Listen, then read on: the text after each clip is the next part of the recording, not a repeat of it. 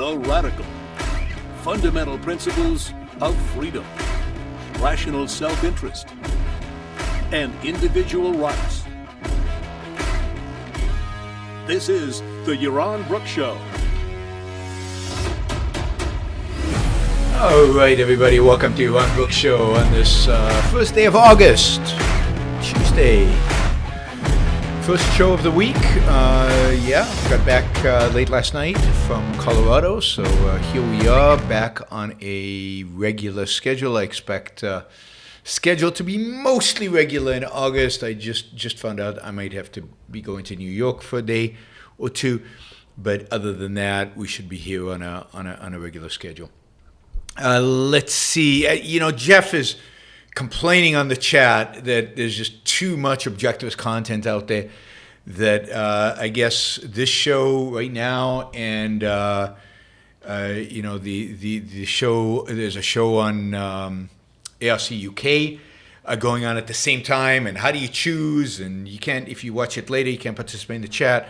I mean, these are fantastic problems to have. I do hope we have even more problems like this. I'm looking forward to the day where there are 5 shows going on simultaneously and you guys don't know what to do because you want to switch between everybody. I assume you all ultimately be on this show because, quality counts, right? But I'm kidding. But yes, an abundance of choices and making it difficult for everybody.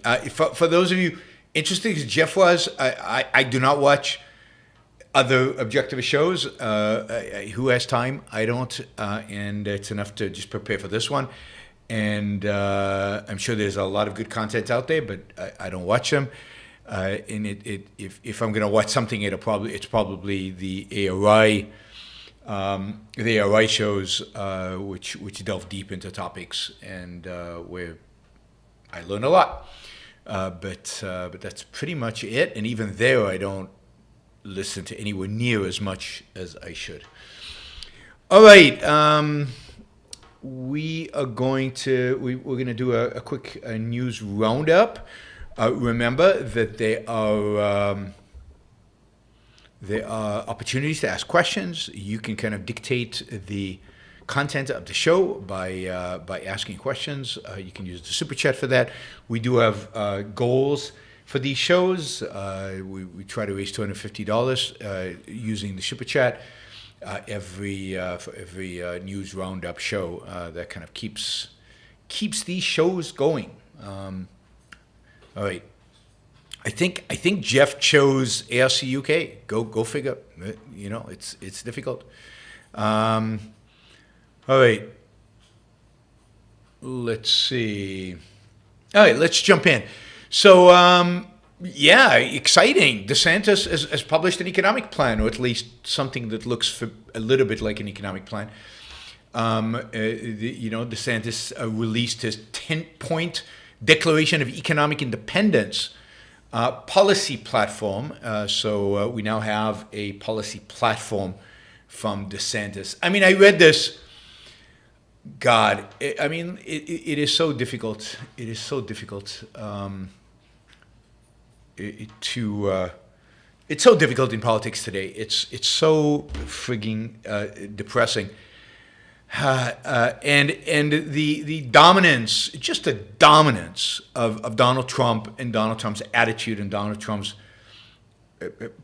presentation is just so overwhelming that, you read a DeSantis economic plan and it's just hashed over Donald Trump. So how's he going to differentiate himself and what the hell? What is he even? So this is Declaration of Economic Independence. This is how it starts out. And just put this in Donald Trump's voice, and this is Donald Trump, right? America is in a state of decline, militarily, culturally, and economically. People across our nation are collapsing under an economy that no longer works for the American family. Americans have been saddled with persistently high prices and weak economic growth. American families have seen the quality of life and economic security diminish while our national debt has exploded and our country loses to communist China. Our policies can no longer be driven by the ruling class. It's time to name names and defeat those people and institutions that have formed the root cause of this economic melee. And a family-focused economy means having the courage to take on our enemies. Enemies. We are no longer going to kowtow to who? Who are the villains in the story? Who's the villains in the story? We are no longer going to kowtow to Wall Street and big corporations who don't have your interest front and center. We are no longer going to sell out to China at the expense of the American working family. The American dream is slipping away from our nation's middle class, federal government policies, The bottom half of American households are less wealthy today than in 1989, while the top 10% have added $29 trillion in wealth over the same period. So let's do, this is Bernie Sanders. But, you know, bottom line is, first of all, this is just wrong. The whole less wealth today than in 1989 is bullshit. I've often documented here that that's not true. Yes, our economy is growing slowly, but, you know, just compare us to the economies of Europe and see, so to start off with such darkness and melee and it's just so Donald Trump, you know, carnage in the streets of America. In 2016, January 2017, when he was inaugurated, when crime rates in America were at the lowest they'd been maybe ever, but certainly since the 1950s. Mass illegal immigration has undercut American jobs and wages, the rule of law, and our wider social fabric. So the problem is always the other. The immigrants, they're the problem. It's China and the immigrants. I mean, this is straight out of 2016 playbook by Donald Trump, straight out of it. And yet he doesn't have the charisma, the something?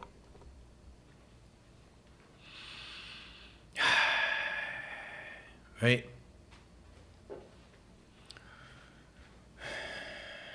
Okay, so, he goes on and on and on. And multinational corporations, especially in sectors such as tech, have seen a massive surge in wealth while selling out assets and outsourcing our industrial base to China. Lies, lies, lies. I mean, this is it. You need to create enemies. You need to create people you're going to crush. Who are those people? 3. It's the same 3 as Trump. China, illegal immigrants more broadly, and elites, Wall Street, multinational corporations, and the elites. Those are the 3 enemies that Donald Trump defined in 2016. And this is now the defining characteristic of the Republican Party. Not freedom, not liberty, but crushing the enemy, China, immigrants, elites. And elites, of course, include, right? So what is he going to do to combat this? What is he going to do to combat this? First, we seek. He says we will declare our economic independence. From who are we going to make ourselves independent? From the failed elites that have orchestrated America's decline. Indeed, but those are the elites that have actually created the wealth. I mean, the slow economic growth, but at least something. I mean, if you take out those elites, what economic growth does America have? What wealth creation is there in America if you take out the elites? Wall Street, multinational corporations, big tech. What do you have left? So we're going to declare independence from failed elites. And then we're going to declare independence from federal spending that has inflated prices and plunged our nation to the brink of insolvency. This sounds great. This sounds great. But a plan? Some plan? How are we going to cut spending? Are we going to reform Social Security, Medicare? Anything? Who else are we going to declare economic independence? From the Chinese Communist Party that has run circles around us for a generation. Yeah.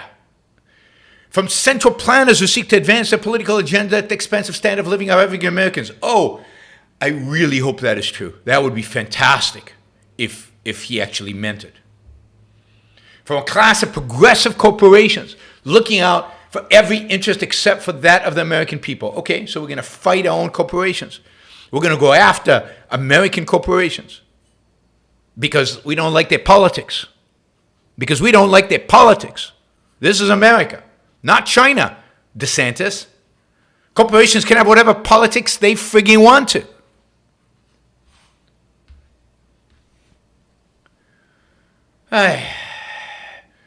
Number one, so he has 10 items here of what he's going to do. The number one item is taking back control of our economy from China and restoring our economic sovereignty. What does that even mean? What does that even mean? We have an abusive relationship with the CCP. Ever increasing, here he goes, reverse our ever increasing trade deficit. But there's nothing wrong with trade deficits. I've explained that a million times.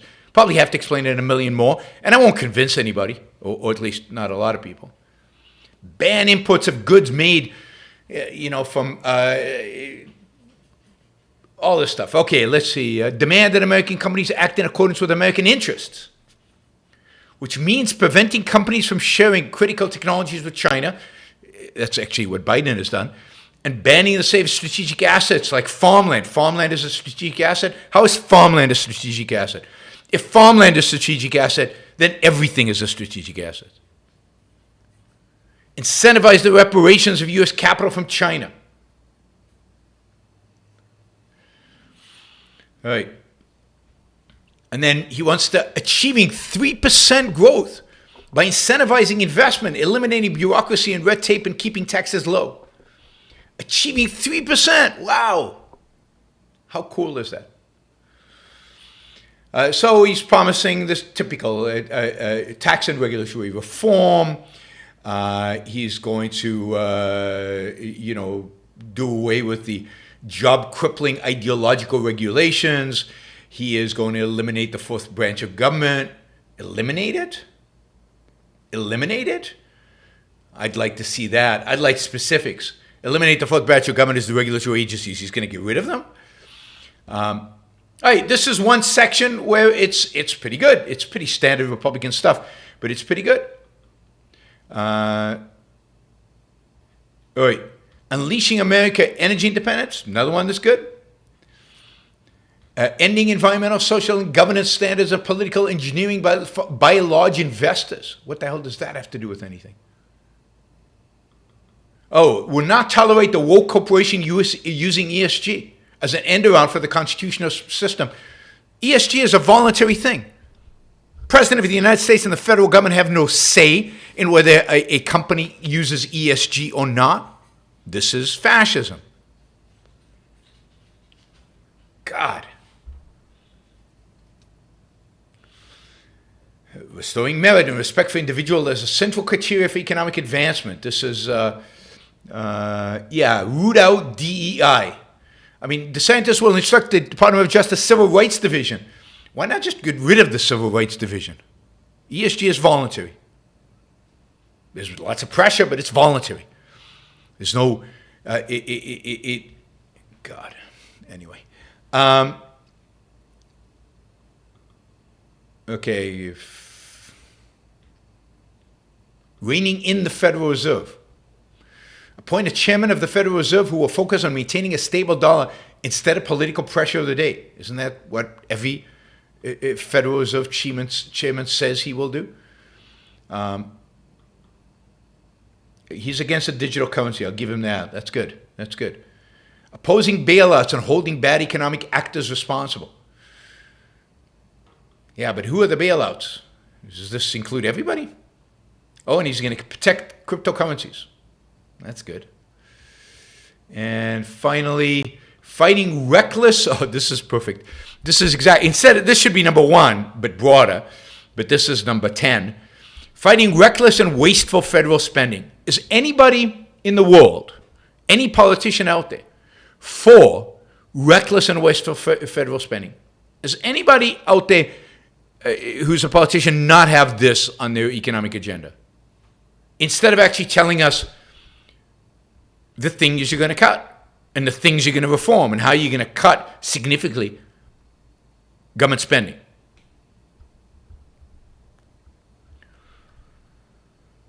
I mean, one of the items, I mean, that's really important in terms of spending is getting rid of DEI in federal contracting. That's not going to save any money. It's just lip service. It's just sticking something in there and then sticking DEI in there because that's what he really cares about, are the social issues. So, yeah, there's a lot of good stuff here. About as good as you'd expect from any Republican candidate. My guess is that every single Republican candidate out there has an economic policy. There's nothing extraordinary here. There's nothing unusual here, except for one thing. And that is it sets up enemies. And it's all about defeating enemies. It's not about a positive political program. The whole setup is a Donald Trump, here's the enemy, and we're going to crush the enemy. It even says, even we win, they lose. That is the title of his economic policy. This is in DeSantis.com. We win, they lose, which is a complete zero-sum game BS. Again, Donald Trump, Make America, MAGA kind of superficial nonsense. It's exactly how Donald Trump won in 2016. DeSantis is trying to mimic him, but be more, I guess, intellectual about it, more responsible about it. Let's see what happens. I don't think DeSantis has a chance, because if you want Donald Trump, vote for Donald Trump. Why would you vote for DeSantis?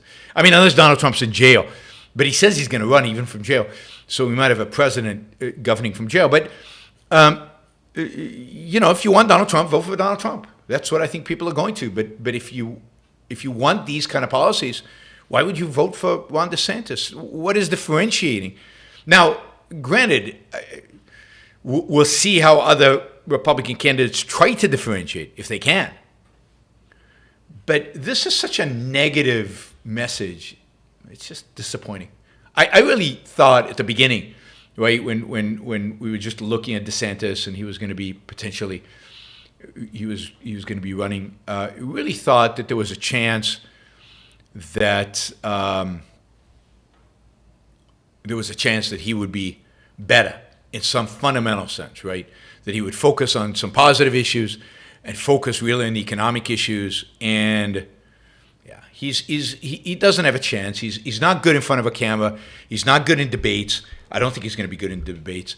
And Donald Trump might not even show up for the first debate because he's got such a big lead that he doesn't need to show up. The real question is going to be, can anybody in the rest of the field, Scott or Nikki Haley, stand out as a non-Ron DeSantis alternative to Donald Trump? A lot of the money is focusing now on Scott. So a lot of the GOP billionaires are banning DeSantis, don't want Trump, and they're going for Scott. Now, whether Scott is going to rise to the occasion or just play his cards to try to get a VP slot, I don't know, but it would be great to have anybody but Trump or DeSantis at this point. It would be great to have anybody but those two as the standard bearer of the Republican Party. All right, talk about wonderful politicians. So the Hunter Biden is the gift that keeps on giving. I mean, this thing doesn't end. The more you dig, the more I guess people are discovering. The more the more bizarre, the more stupid, the more ridiculous this Hunter Biden story becomes. So a couple of things today, right? And this is stuff that's in the New York Times. This is, you don't have to dig in some, a deep right-wing channel to find this stuff. This is just out there because I don't think this is just factual stuff that's you can't avoid, right? So it turns out that Hunter Biden, when he'd take business meetings and meet with other people, he would get his dad to call him on his phone. And he would take the phone in the middle of a meeting and he'd put his dad on speakerphone and his dad would chat. Now, they say never about business, always just casual conversation, chattiness. And then Hunter Biden would say, hey, Dad, I need to go, need to wrap up this meeting, bye. And he'd hang up, and then the conversation would go on. But he'd do this kind of on a regular basis. In other words, what he was doing was basically giving his counterparties, quote, the illusion of access. The illusion of access. So they all thought, he not only is he Biden's son, but, his dad calls him up regularly, and we just had a chat with somebody who might be president of the United States one day, and isn't this cool? And hey, if we get in with Hunter in a business deal, we'll have access to the president or the VP, or we'll have access to, and look, Biden has been in politics forever, right? So he's been in politics for decades and decades and decades. He knows how this game is played. He knows exactly how this is played.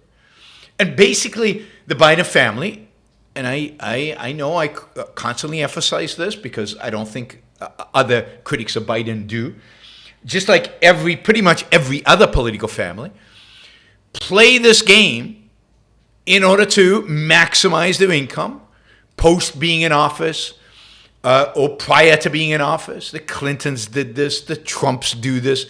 Everybody does this. It's great to see it here exposed.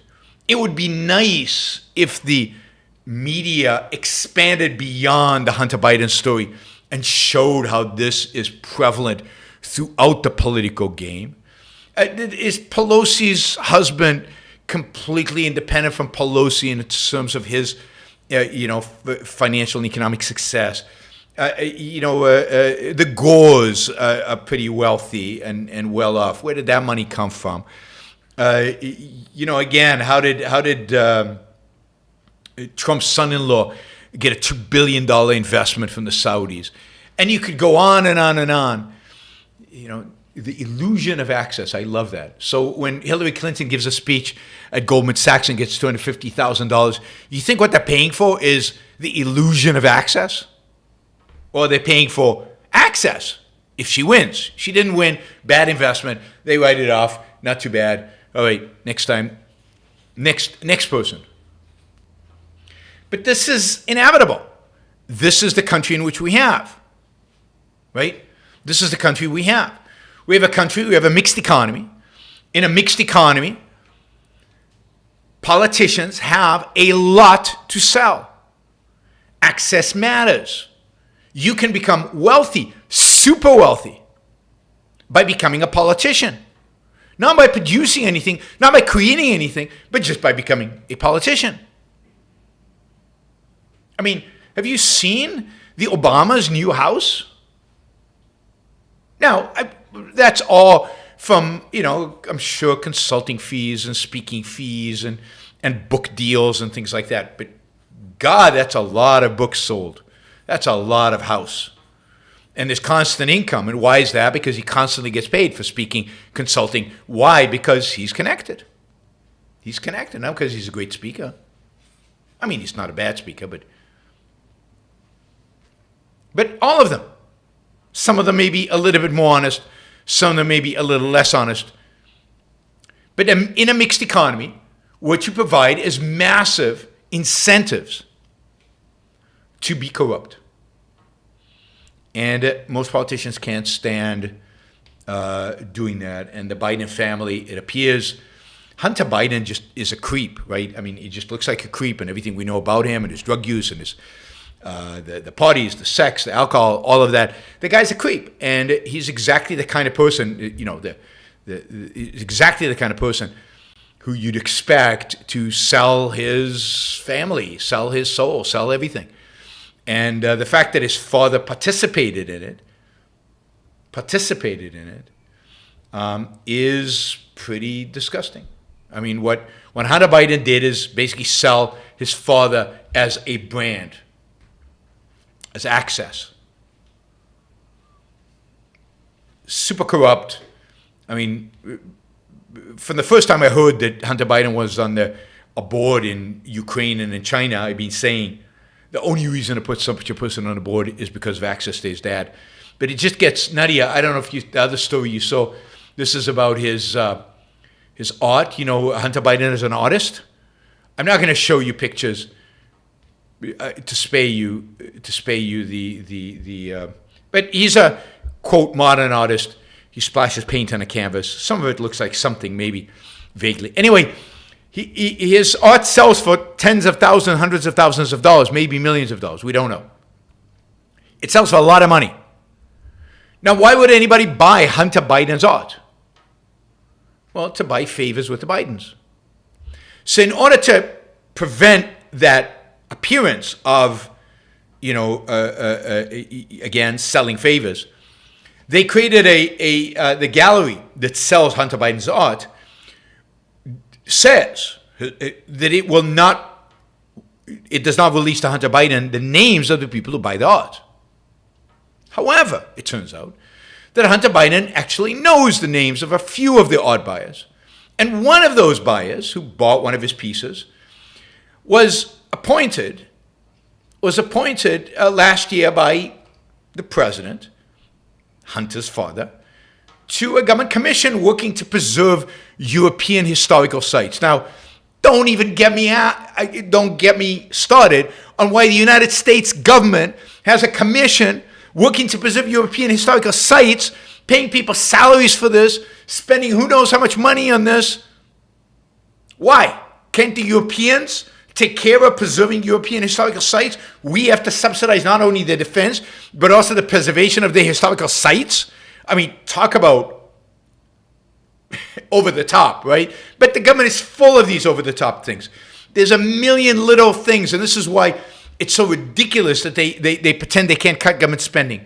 I mean, here's one that could just eliminate tomorrow. Anyway, she got this position. Now, nobody knows. Did she get the position before she bought the art? Did she get the position after she bought the art? And it's clear Hunter Biden knows she has bought the art. I don't know how that's clear, but it is clear. And so this, the accusations are this is pay to play. You buy Hunter Biden's art, you get a nice juicy commission somewhere. You can put in your resume. Maybe the government pays you six figures, and all is good. Maybe the government pays you as much as it costs to buy the art.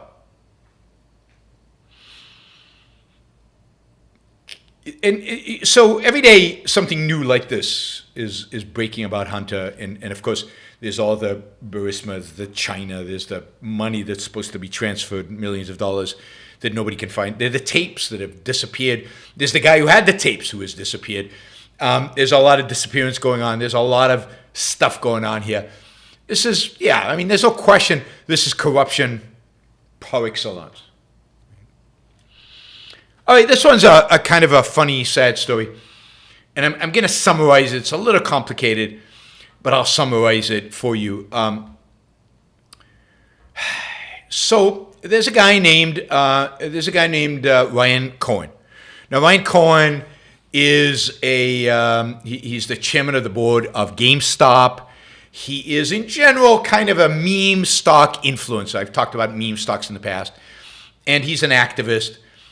And he bought, in early 2022, he bought a 9.8% stake for $121 million in Bed Bath & Beyond, right?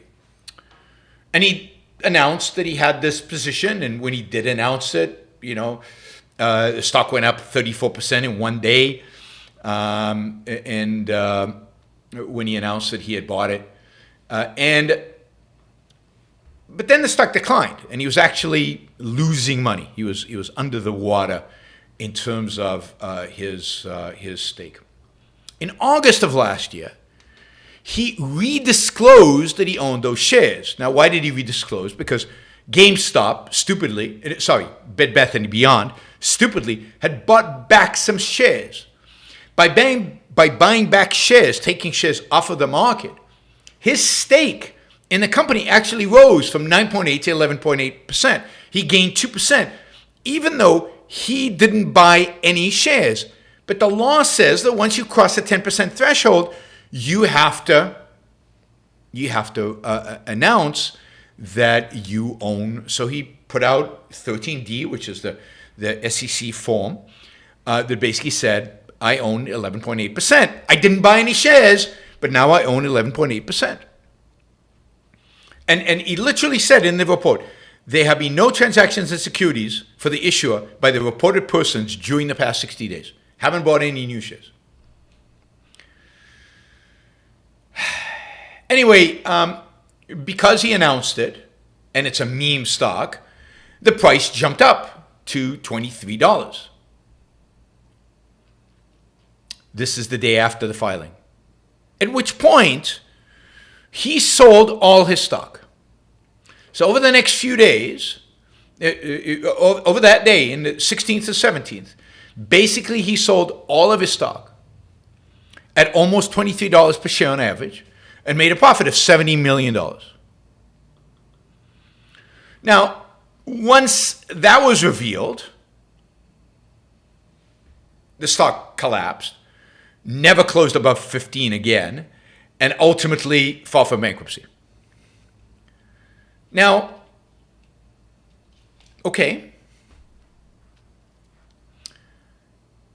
is this insider trading? Is this stock manipulation? Is this illegal? Well, he's being sued. He's being sued for manipulating the shares.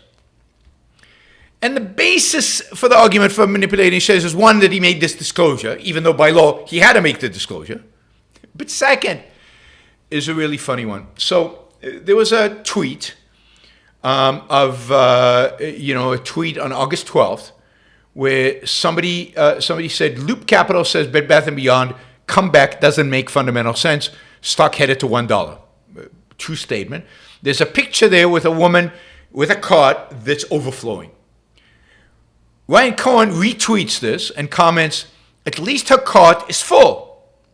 Well, okay. But then he puts a little smiley face next to it. Now, supposedly this isn't a smiley face. This is supposedly a moon emoji. It's a round with a little smiley thing. Right? Now, the lawsuit, it's claiming that, and here's a quote, some online communities understand the smiley moon emoji to mean to the moon or take it to the moon. In other words, according to those who are suing, Cohen was telling his hundreds of thousands of followers that Bed Bath stocks was going up and that they should buy or hold. They did so, sending the price soaring. Right? Now, on August 12th, when he actually published this, the stock did go up a little bit. But it's only after 13D that it really went up a lot and he sold. Now, so the emoji is the signal. And that's stock manipulation, putting that emoji there. Now, he's being sued over this. And, he filed a motion to dismiss this lawsuit because it's a little ridiculous. And a federal judge, Trevor McFadden, has denied his motion to dismiss, claiming that, no, there's some reasonability here. It's plausibly alleged that the moon tweet, I'm reading from the judge's opinion, tweet relayed that Cohen was telling his hundreds of thousands of followers that Bed Bath & Beyond stock was going up and that they should buy or hold. In the meme stock subculture, moon emojis are associated with the phrase to the moon, which the investors use to indicate da-da-da. So meme stock investors conceivably understood Cohen's tweet to mean that Cohen was confident in Bed Bath and was encouraging them to act.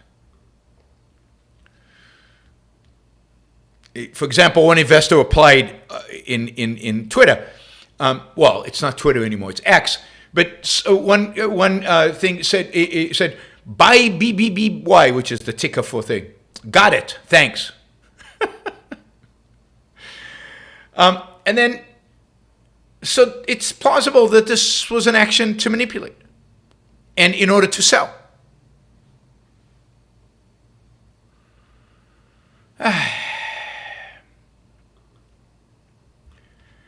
And then he goes on to the 13D. Taking the complaint as true, Cohen's amended 13D was materially misleading as well. Was it? Investors filing 13Ds have a duty to disclose any solid plans to sell their stock.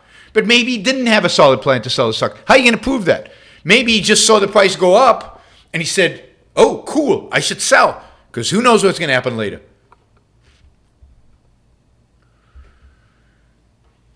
I mean, this is the nuttiness of our security laws, that you can sue over something like this. And I have no sympathy for Cohen, who is a stock manipulator in a variety of different ways and responsible for a lot of the meme stock nuttiness and insanity and irrationality, which he is now suffering from as part of this lawsuit. So I have little sympathy for him, but this is ridiculous. How did we get so long? Oh, God, I spent too much time on DeSantis. All right, quickly. Big story in the Wall Street Journal today about there's a global healthcare provider shortage, a shortage of nurses all around the world, primarily post-COVID, when a lot of nurses, particularly in the Western world,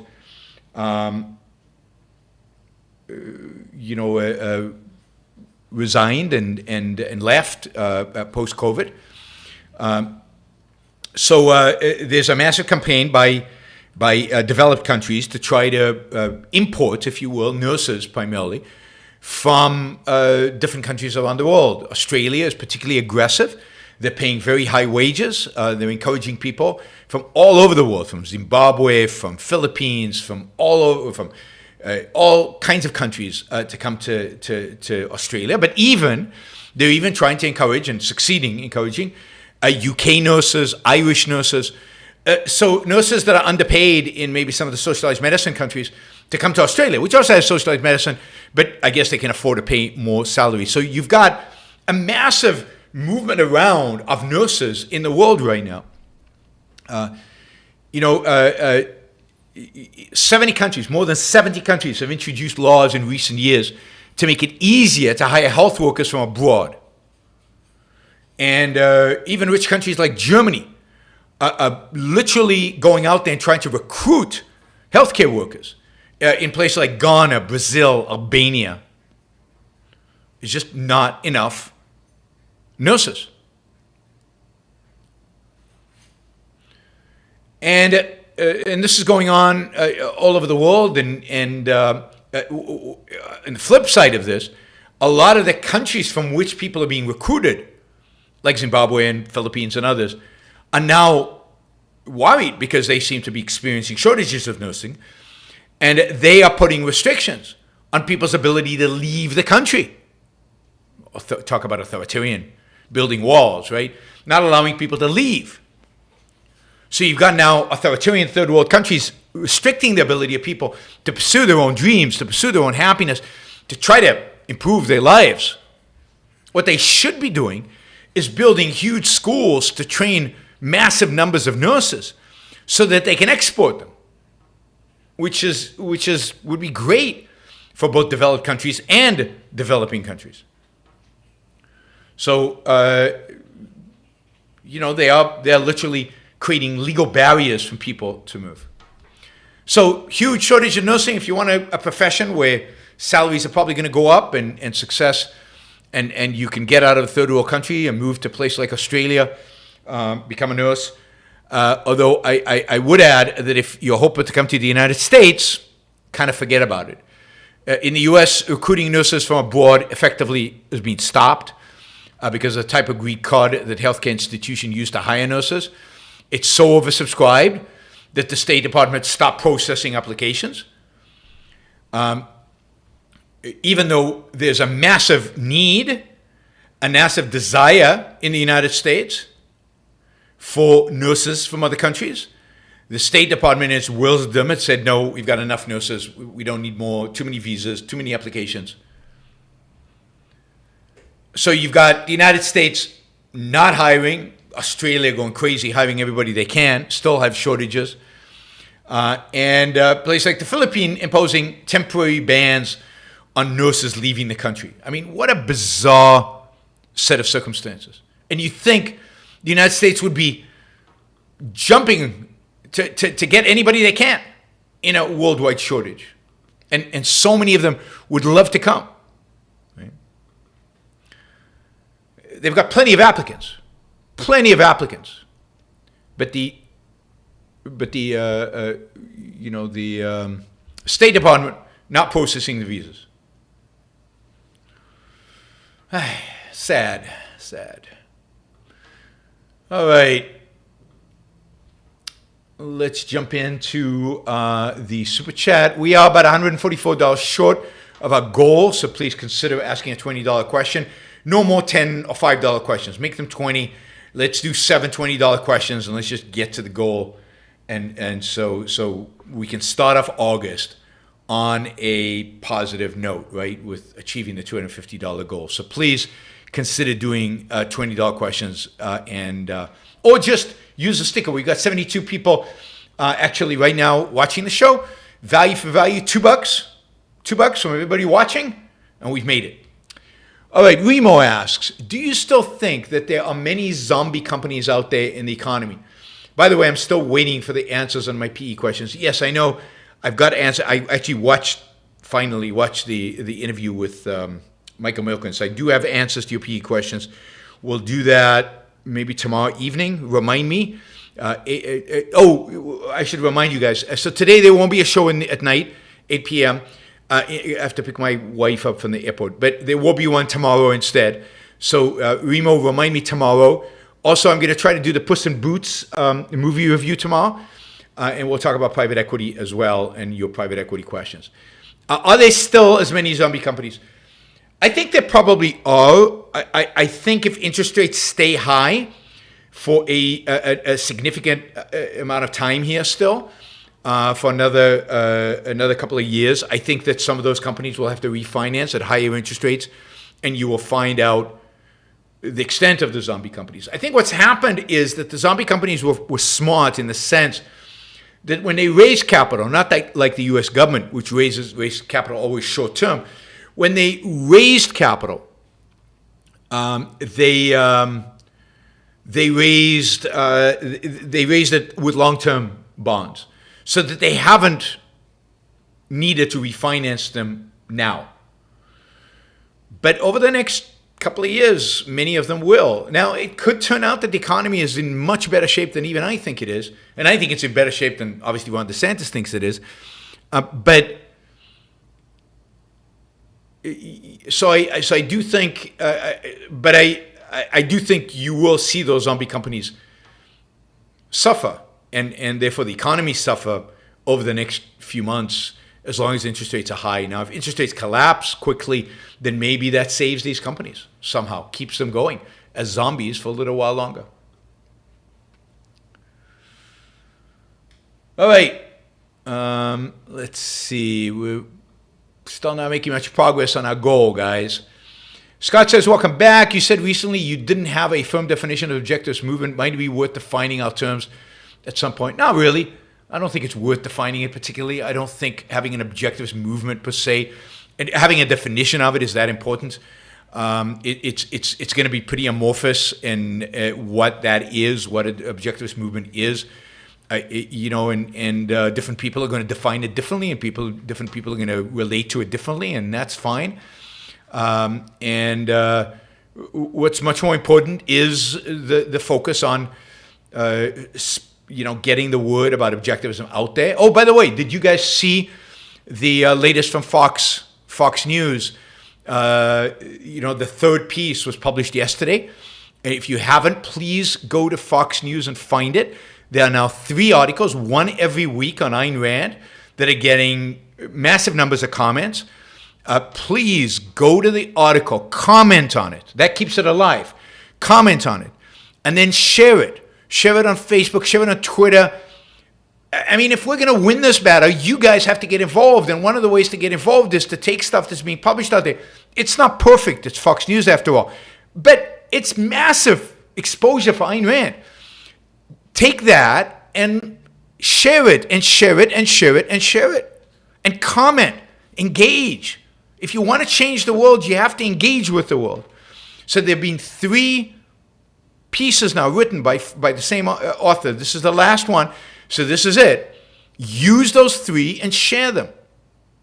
And, it is a great opportunity for us to get at least Ayn Rand's name out there to people so that they can engage with her ideas. So no, I don't think it's worthwhile to define it. The movement is constantly changing. It is constantly in flux. People are moving in and out of it. There is a core. There are various bands around it in terms of level of interest. That doesn't matter. What matters for cultural change is not that you have an objectivist movement.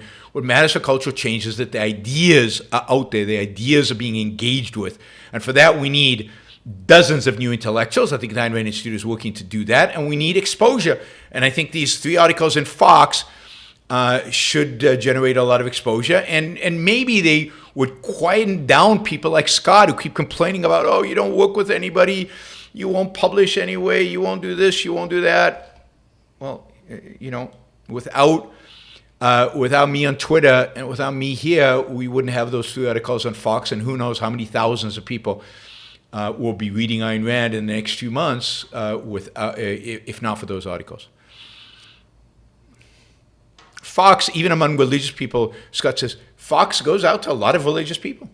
And in the articles, there was really, you're not going to unite the liberty movement. That will never happen. There is no such thing as a liberty movement. 90% of the people you think are in the liberty movement are anti-liberty. So there is no such thing as a liberty movement in the way you view it, Scott, and the way many people view it. All right, I don't have time. Please consider doing a sticker just to show your support for the Yaron Brook Show. We are way below our target, and this is the first day of, August, and we need to set a tone for the rest of the month. So please consider doing a sticker, getting the numbers out there, even if it's $2, $10, $50, $100, just something to chip away at the deficit that we have right now. All right, Michael says, why exactly do they want us to suffer? Why can't we just be happy? Well, because you're never just happy. Happiness is something you have to earn. Happiness is something you have to work for. Happiness is something that requires effort, requires particular type of effort. And most people don't know how to do it. Most people don't know what it is. And why,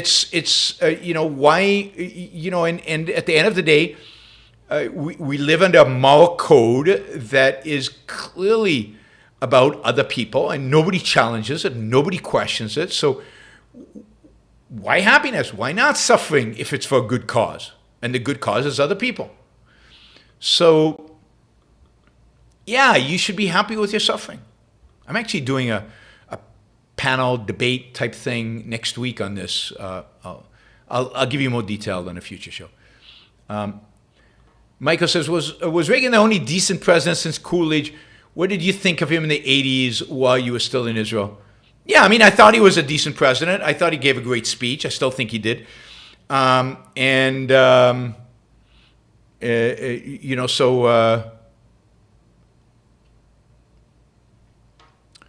Leroy says he asked a question. There is no question here. Never arrived on the Leroy. Never got here. Isn't counted. Didn't charge your bank account. Yeah, I think he was decent. I think he's the only decent president since then. Yes, he wasn't great though, and he certainly did a lot of damage. So if you weigh the scale, ultimately he probably did a lot more damage than anything good. Anything good, because he brought in religion straight into the American political system, and for that, Ayn Rand didn't vote for him, and for that, I think he will go down ultimately in history as a really, really negative influence on American politics. Michael, if someone leaves their dog in a hot car, is it moral to break the window, or is it a rights violation? Yeah, I don't know. I think it's a rights violation. Their dog is their property. Their car is their property. It's none of your business. I understand why people would do it, and you think the owner would thank them, but not necessarily, so be prepared. Michael, are UFOs just another conspiracy theory distracting from our ever more anti-conceptual population? Yes, I mean, clearly yes. Somebody put up a thing on Twitter saying, why are all pictures of UFOs blurry? Is this some, something where the UFOs want to, they're always blurry. There's never a clear picture. But yeah, I think it's a conspiracy theory. It's people's fantasy. It's people, imagining things. It's a lot of different things. Not to say that they couldn't be UFOs, that they can't be aliens. I'm not against aliens. or the existence of aliens, certainly. But it is kind of weird that the kind of weird people that come out and testify, and the government has these secret labs. If they have the labs, open them up, show them why at least the president or a select group of whatever isn't the armed forces. They're not the primary. They're supposed to do what Congress says. So why can't the Intelligence Committee go in and observe these things? Why is it always so secret that even the people who have complete security clearance don't ever see it? So no, I don't think if there are UFOs, we haven't seen them yet. Or if we have, we certainly don't have any secret UFO materials in our vaults. I don't think that's kind of and you can see that the kind of people who always do this are kind of weird. Michael says, if the government should own no property in a full free market society, would the military not own its tanks and planes? It would own its tanks and planes, but that, so it owns no property in a sense of any productive facilities. It wouldn't own any land. It would lease the land and buildings. But yeah, the materials which it used, the paper clips, it would own. It would buy them and own them. You have to think of property in a broader sense here. Then, and there's a sense in which even then, let's just leave it at that. Can you do a show titled "Why We Haven't Collapsed Yet"? Sure, but $1,000 for show sponsorship. Now it's you, Michael. You've put in so much money into the show, so I'm writing it down. But by the way, I'm happy to do shows. You dictate the